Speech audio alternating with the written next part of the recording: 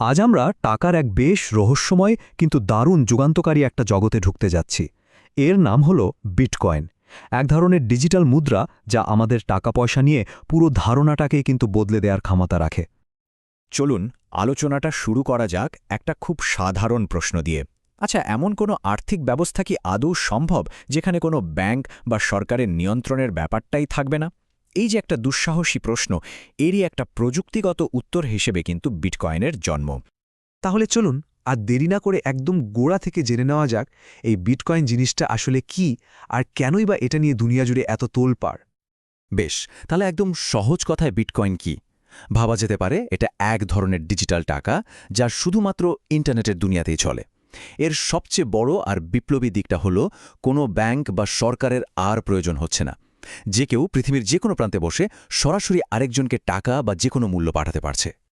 ব্যাপারটা আরও সহজে যদি বুঝতে চাই তাহলে এভাবে ভাবা যায়, এটা যেন ডিজিটাল কয়েনের একটা বিশাল সংগ্রহ, আর প্রত্যেকটা লেনদেন সেটা যত ছোটই হোক না কেন একটা বিরাট খোলা খাতায় সব সময় লেখা হচ্ছে, আর এই খাতাটা সবার কাছেই থাকে। এই খোলা খাতাটাই কিন্তু এর পেছনের আসল কারসাজি। আর ওই যে বললাম আসল কারসাজি, সেই জাদুর প্রযুক্তিগত নামটাই হল ব্লকচেন। চলুন এবার বিটকয়েনের এই মূল ভিত্তিটাকে একটু কাছ থেকে দেখা যাক। তো এই ব্লকচেইন আসলে কি? খুব সহজ ভাষায় বলতে গেলে এটা একটা ডিজিটাল হিসাবের খাতা যা সবার জন্য খোলা। সমস্ত লেনদেনগুলোকে ছোট ছোট ব্লকে একসাথে রাখা হয়। এরপর প্রত্যেকটা ব্লককে ক্রিপ্টোগ্রাফি, মানে ধরুন এক ধরনের জটিল ডিজিটাল তালা দিয়ে তার ঠিক আগের ব্লকটার সাথে এমনভাবে জুড়ে দেওয়া হয় যে একবার কিছু লেখা হয়ে গেলে তা পাল্টানো প্রায় অসম্ভব একটা ব্যাপার। এটাই এর নিরাপত্তার মূল রহস্য। এখন প্রশ্ন হল, একটা লেনদেন ঠিক কিভাবে হয়? দেখুন, মাত্র 4টে সহজ ধাপে পুরো ব্যাপারটা ঘটে। প্রথমে একজন তার ডিজিটাল ওয়ালেট থেকে লেনদেনটা শুরু করলেন, সাথে সাথেই সেই প্রস্তাবটা পুরো নেটওয়ার্কে সবার কাছে চলে গেল। 3 নম্বর ধাপে নেটওয়ার্কের হাজার হাজার কম্পিউটার, যাদের মাইনার বলা হয়, তারা খুব জটিল গাণিতিক সমস্যা সমাধান করে লেনদেনটা যাচাই করে। আর সবশেষে যেই যাচাই করাটা নিশ্চিত হল, অমনি লেনদেনটা ব্লকচেনে একটা নতুন ব্লক হিসেবে পাকাপাকিভাবে ঢুকে গেল। ব্যাস, কাজ শেষ। এই যে এতক্ষণ ধরে যাচাই করার কথা বললাম, এই পুরো প্রক্রিয়াটাকেই বলা হয় মাইনিং। আর এই কঠিন আর খুব জরুরি কাজটা করার জন্য মাইনারদের পুরস্কার হিসেবে একেবারে নতুন বিটকয়েন দেওয়া হয়। এভাবেই কিন্তু নতুন বিটকয়েন তৈরি হয়ে সিস্টেমে আসে। কিন্তু কথা হলো, এই ডিজিটাল কয়েন রাখা হবে কোথায়? এখানেই আসছে ওয়ালেট আর চাবির ধারণা। এই ডিজিটাল সম্পদ সুরক্ষিত রাখতে হলে এই দুটো জিনিস বোঝা কিন্তু খুব জরুরি। দেখুন, বিটকয়েন রাখার জন্য মূলত দুটো পথ খোলা। একটা হলো অনলাইন ওয়ালেট, যা ব্যবহার করা খুবই সোজা, অনেকটা আমাদের অনলাইন ব্যাংকিং অ্যাপের মতো। কিন্তু এখানে একটা সমস্যা আছে, চাবির নিয়ন্ত্রণটা থাকে অন্য কোনো কোম্পানির হাতে। আর দ্বিতীয়টা হলো হার্ডওয়্যার ওয়ালেট, ছোট্ট একটা অফলাইন যন্ত্রের মতো। এটা হয়তো বারবার ব্যবহারে একটু ঝামেলার, কিন্তু এখানে নিরাপত্তা একেবারে সর্বোচ্চ পর্যায়ে, কারণ চাবির একচ্ছত্র মালিকানা থাকে নিজের হাতে।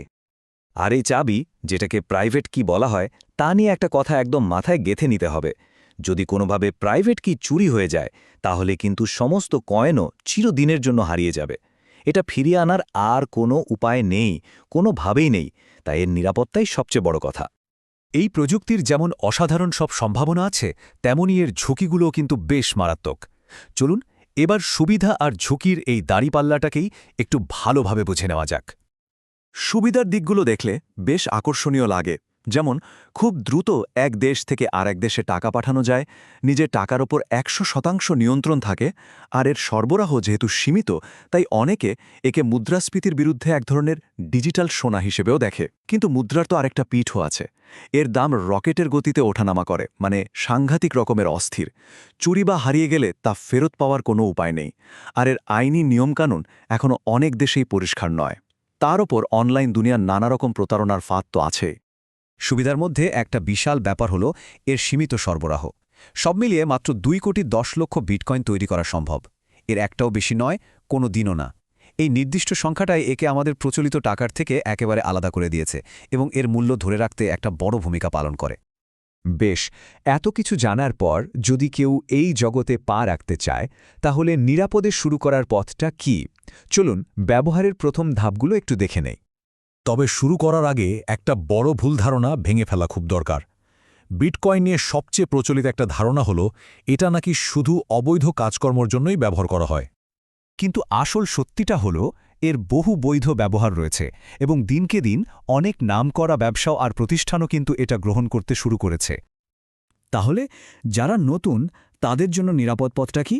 প্রথমত, কোনো কিছু করার আগে প্রযুক্তিটা নিয়ে ভালোভাবে পড়াশোনা করে বোঝা দরকার। দ্বিতীয়ত, একটা ওয়ালেট বেছে নিয়ে খুব সামান্য পরিমাণ অর্থ দিয়ে এর ব্যবহারটা শেখা যেতে পারে।